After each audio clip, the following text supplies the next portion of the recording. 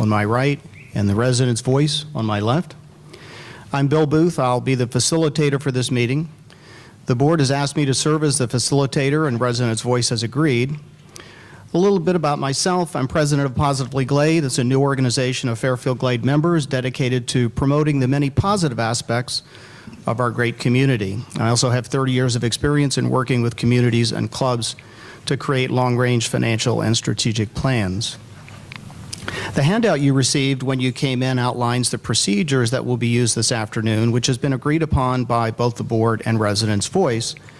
Just a few highlights. This session is intended to allow Residents' Voice to present issues that are important to them and to present their ideas, suggestions, and recommendations on how the board might address those issues. The role of the board representatives is to listen carefully to what is being presented and ask questions to clarify their understanding.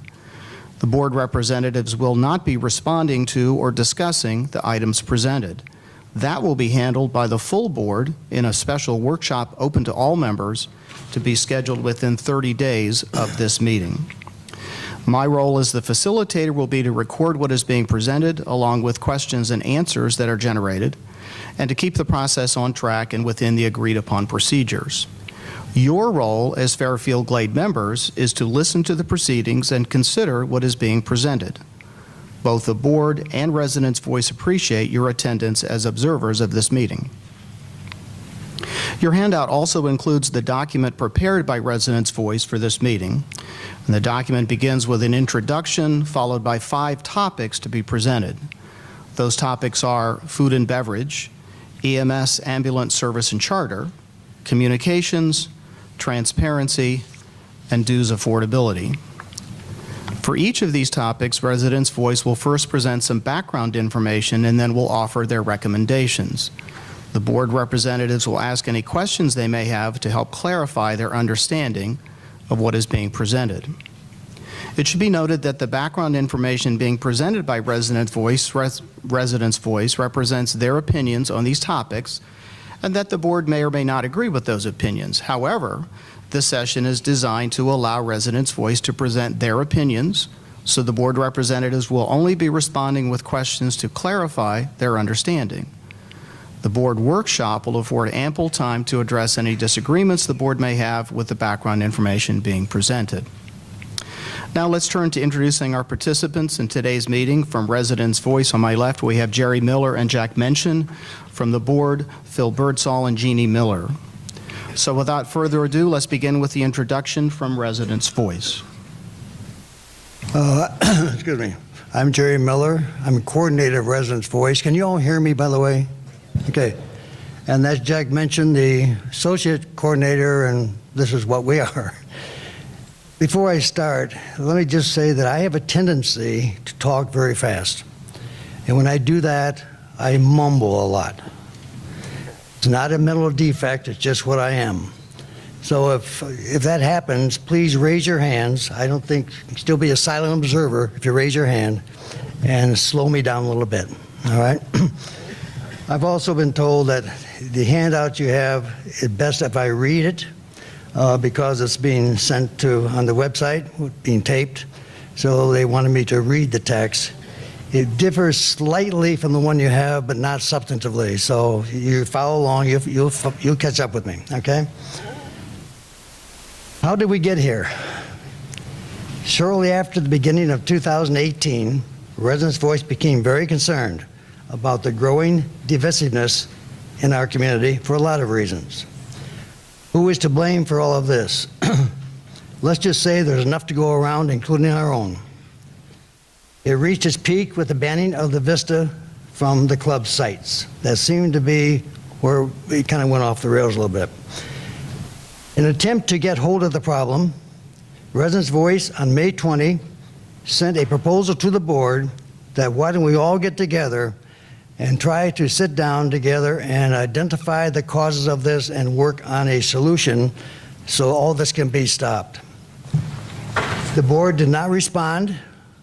We followed up and the board did not respond the second time. Then on July 8, the board of directors reached out to us for a dialogue on our concerns. The proposal was a 15-point procedure facilitated by Bill Booth of Positively Glade. Basically, the suggested process was a public forum with the residents' voice representing all of its concerns, ideas, suggestions, and recommendations. Following this, the board representatives would ask clarifying questions, after which the board would then publicly discuss the recommendations and then publicly respond to what residents' voice presented, all within the next 30 days. While we were pleased with the outreach, we felt that the suggested highly proceduralized format would not realize the desired result of a meaningful dialogue between the parties. We countered with our May 20 suggestion that the board had not responded to initially.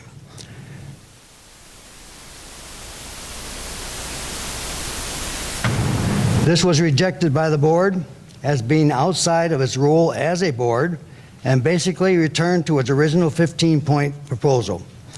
Because of the importance of us getting together, we streamlined the proposed process to improve our chances for a successful meeting this afternoon.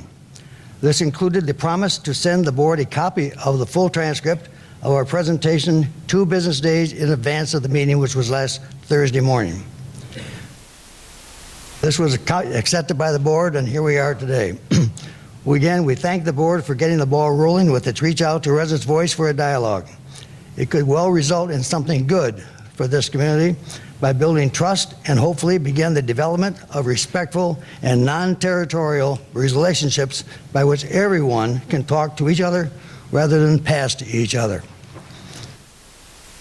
Rather than listing all of our concerns and ideas, we decided to limit it to just 5 topics, with most of our concerns within these topics, and most of them certainly are contributing to our divisiveness. As food and beverage, which be the longest of the subjects, EMS, which is ambulance retard. What's that? Not my voice. Oh, we aren't your voice. Okay. We have some protesters up here, I guess, folks. Okay.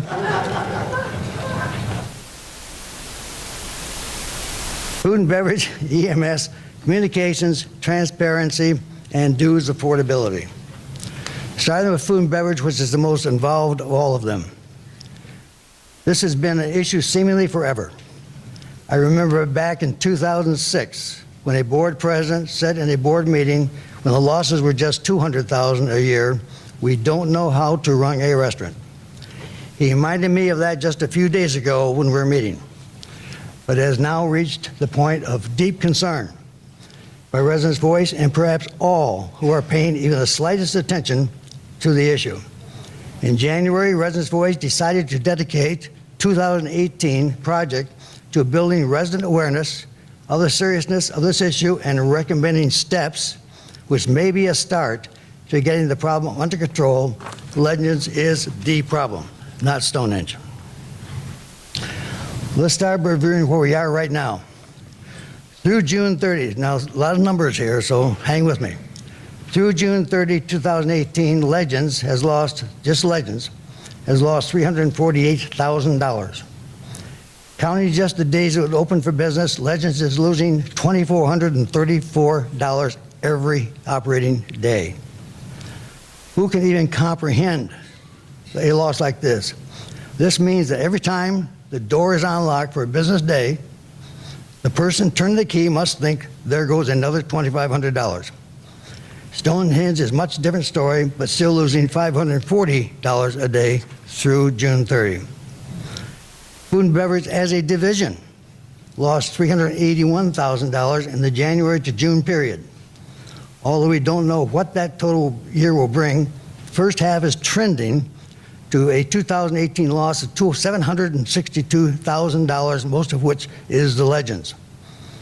This alone would surpass the 2017 loss of $692,000, which is the worst in history by a huge margin. What are our major concerns?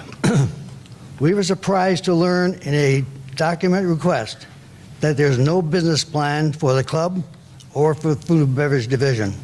We are told in response to our questions, the budget is the plan. Let's see how that has been working out.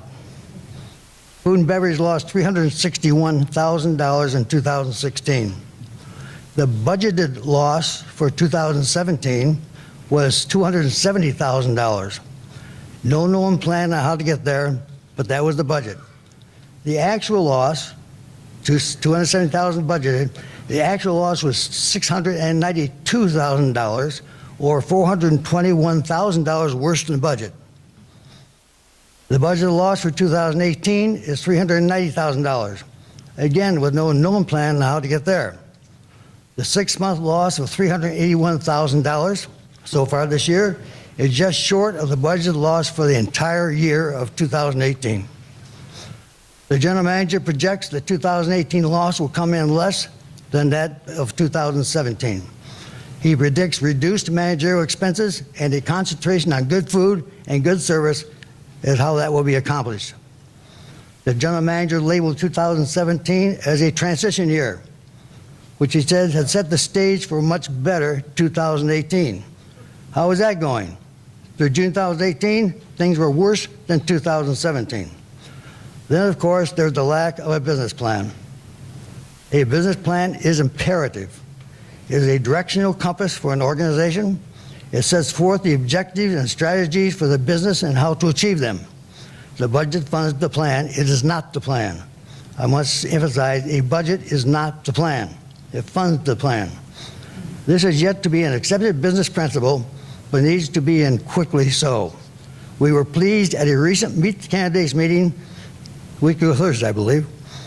All candidates agreed with our position that a business plan was imperative, not just for food and beverage, but for the club as a whole.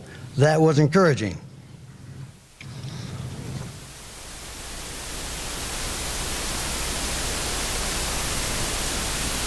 How can we not be concerned over the fact that so many have made suggestions in the last 2 to 3 years, all of which have either been rejected or have been received no response whatsoever?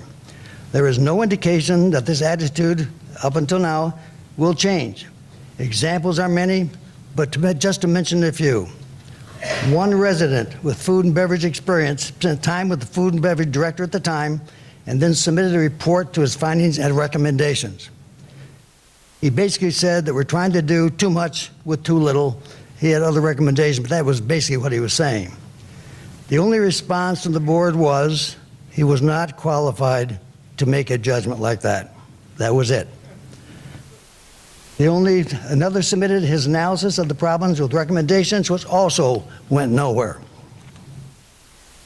Residents' Voice in early 17 submitted a recommendation in early 2017 that a food and beverage consultant be hired from outside the private club industry and one who was not known by the general manager. The Financial Advisory Committee at the time would manage the process from beginning to end.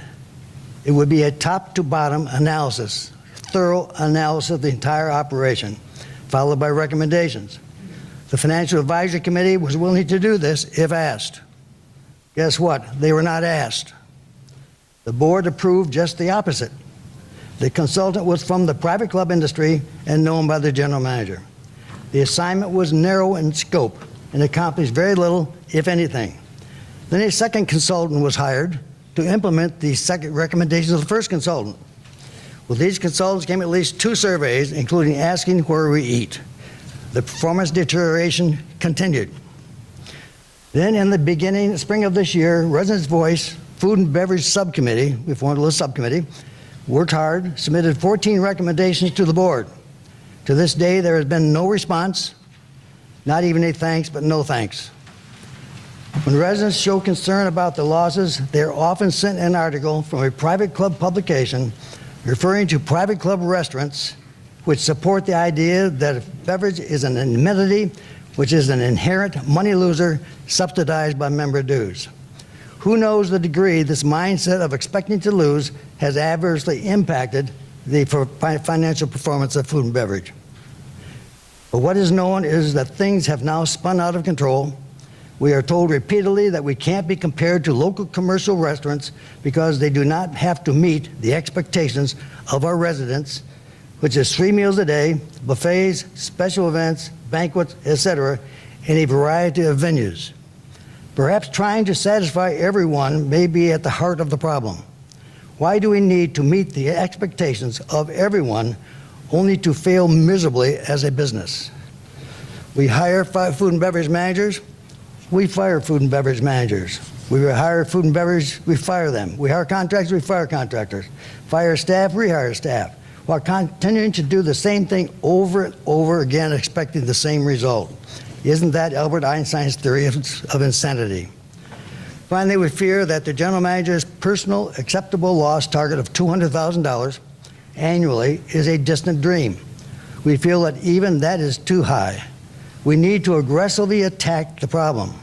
If we don't, we fear the annual losses of $500,000 to $700,000 a year will become the new norm. Our recommendations are this.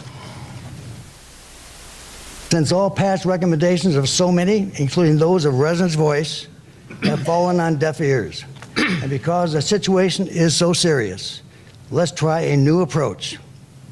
Stop the "we are a private club" mindset. It seems to be used as an excuse for totally unacceptable performance. Compounding this is that we are using private clubs in South Florida for benchmarking our performance. We are not a private club, and we need to stop thinking that we are one. Not even a private club would tolerate our financial performance. Second, let the word accountability become part of our vocabulary again. That seems to have been lost somewhere as a business need. In the alternative, no booze, please. Stop the financial bleeding of nearly $2,500 a day by shutting Legends down for the balance of 2018, pending a consultant's study. Stonehenge would not be closed as now planned. Or accept the losses and keep Legends open pending a consultant's study. That's either or. Yes, here we go again. Let's do it right this time.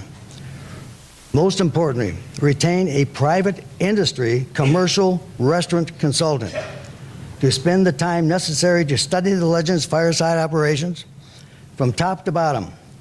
Member expectations are not to be considered in that analysis.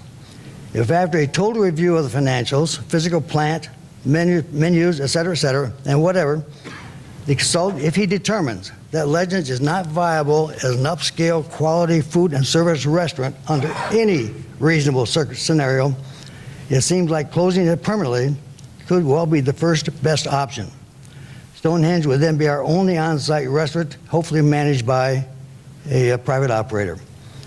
The return on the investment in this consultant may well be the shortest in business history. If, on the other hand, the consultant determines that Legends could be viable under specific circumstances, then proceed accordingly with the consultant's writing of a business plan, develop a business model for the scenario, write the necessary operations manuals, and then transition to the new operating plan. Resident Voice feels very strongly that Legends can be a viable operation with a totally different management mindset, mind you. Next, hire a food and service director from the commercial restaurant industry to manage the new Legends. The entire consultant process will be managed by an ad hoc food and beverage executive level consultant committee working with the Financial Advisory Committee. The new committee would be accountable throughout the process to the board member having the most qualifying business experience. In time, it could well become a new permanent committee of the board with staff participation to be determined by that committee at the time. The ad hoc committee would also recommend the reporting relationship of the new food service director under the new plan. Finally, eliminate all discounts immediately. In 2017, we lost $3.50 on every $10 spent on food without any discount. We lost $4.50 on every $10 spent with the preferred card. We lost $6.50 on every $10 spent on food by employees with a 50% discount. There is now a new discount through a $10 gift card on every $300 spent on food in a quarter. There is no evidence that any of the discounts are adding positively to our bottom line and should not be needed if our restaurants are being correctly managed. One thing is clear, though, our dues are subsidizing the meals of others in larger numbers and larger amounts than ever before into the food and beverage. Questions? Thank you, Jerry. Questions?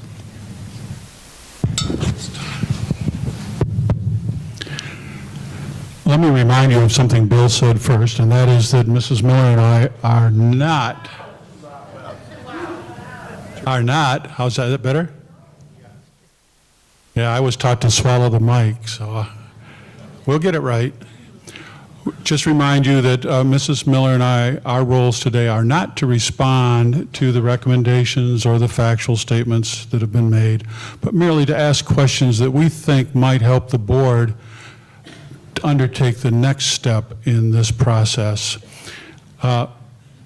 Jeannie and I have not really compared very much our questions that we intend to ask, so if you see any repetition, forgive us for that.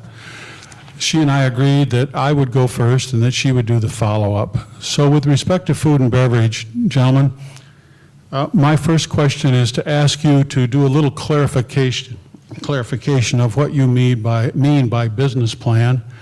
Most of us are familiar with business plans that tend to have similar components. Examples of those are physical plan analysis, fixtures and equipment analysis, marketing analysis, target market analysis, cash flow analysis, financing analysis. There are a lot of components in a business plan. A couple of those in particular don't seem to be too relevant to what you're asking us to do. One that comes to mind is cash flow analysis, and another one would be financing, which is borrowing, basically. But in that line, my question and my request for clarification is, do you have any of those specific components that you feel we ought to be emphasizing should we proceed with your recommendation? Phil, the only thing I can say is that what we wrote in the thing here, it sets forth the objectives and strategies for the business and how to achieve them. Now, that involves probably a lot of things you're saying. I can't even hear you over here, Jerry. Start talking to Phil.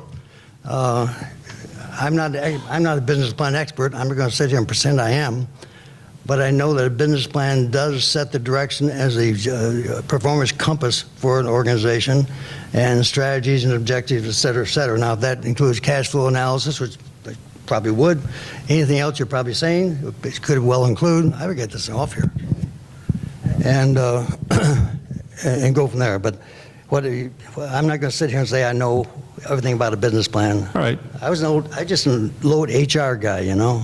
Very good. Okay. All right. My next question is this. In your recommendation, you clearly suggest that, or recommend, that we either close Legends and conduct a consulting study, or we leave Legends open and conduct a consulting study. Yes. So what I'm reading is, in either event, your recommendation is that we conduct a consulting study. So could I, in essence, narrow that recommendation for our purposes just to the conversation and the decision about your recommendation for a consulting study, with the whole issue of keeping the Legends open or not being somewhat secondary to the consulting study? Well, sure you can. But all we laying out that while this study's going on, you have two choices.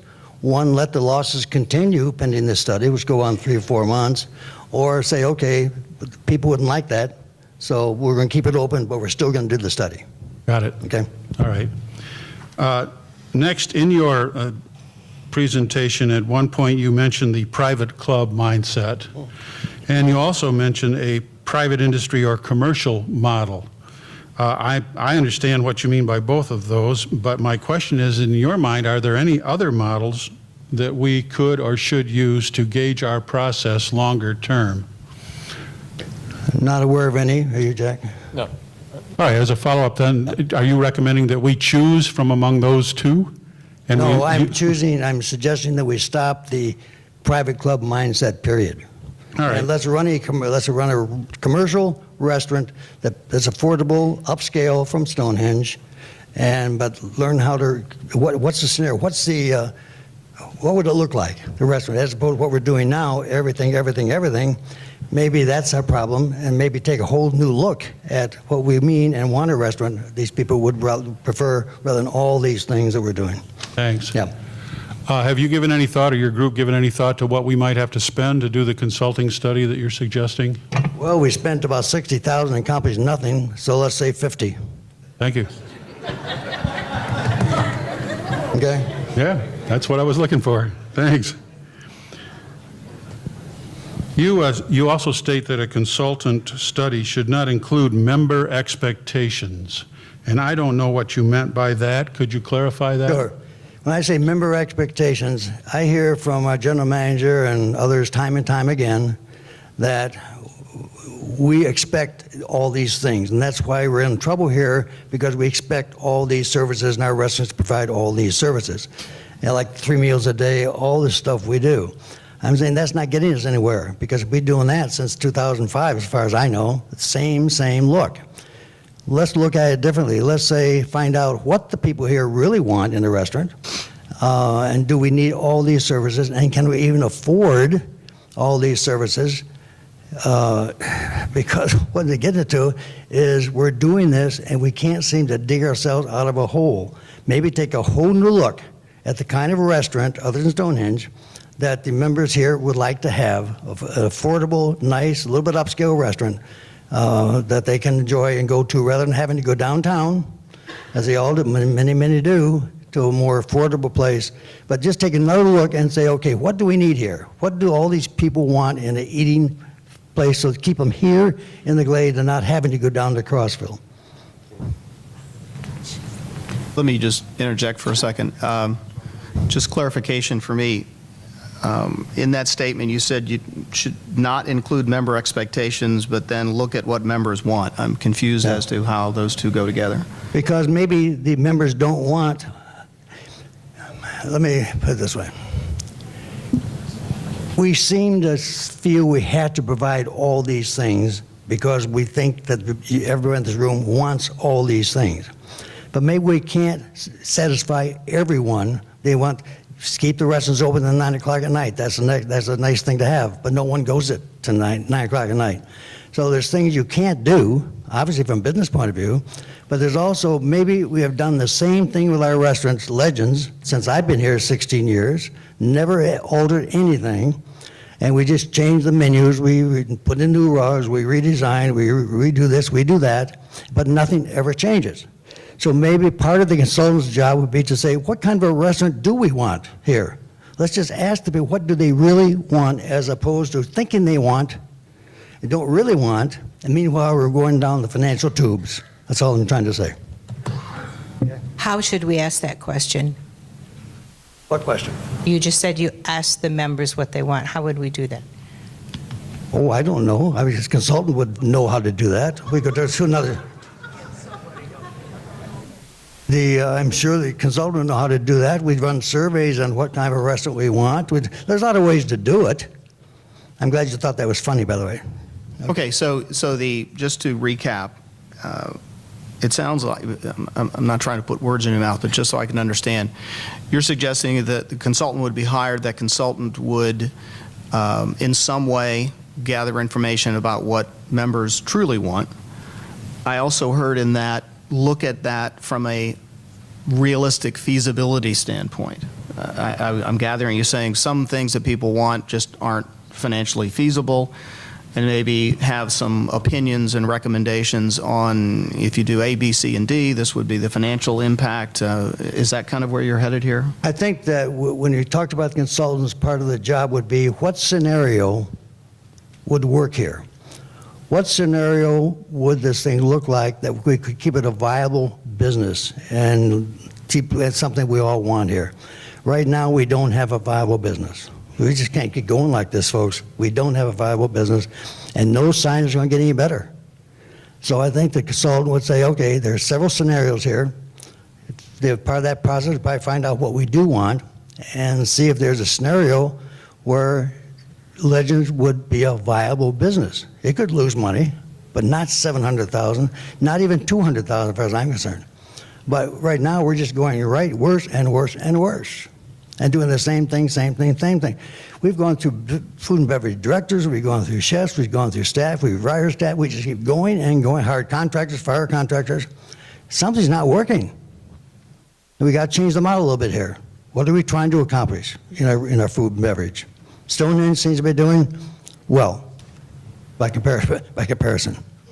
Okay? Carrie, I have a question about the consultant. You indicated that we had already had a consultant who came in, and you're referring to a private consultant. Would you explain how we would find that consultant and how we would know their qualifications to consult for us, and any suggestions of who that might be? The committee